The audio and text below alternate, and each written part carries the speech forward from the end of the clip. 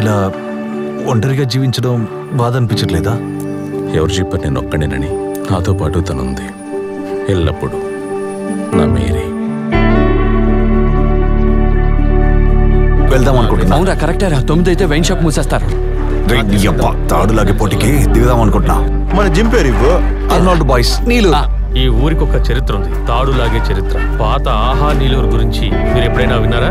అలాంటి గొప్ప ఊరు నుంచి ఒక టీం వస్తుందంటే అంత తక్కువగా అంచనా వేయకండి. నాకు చూడు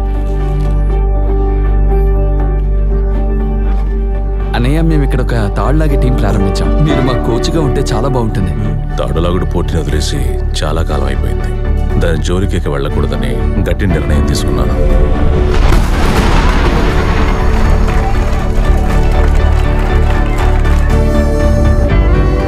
నాకంటూ కొన్ని నియమాలున్నాయి. దానికి మీరు సమ్మతించారంటే నేను మీతో ఉంటాను. అలాగేనే. అన్నని కాదు, ఆచార్యని. మీరు ఎరుపు జెర్సీ వేసుకుని కోర్టు లోపలికి ఎంటర్ అవుతారు చూడండి. ఓ, అది నేను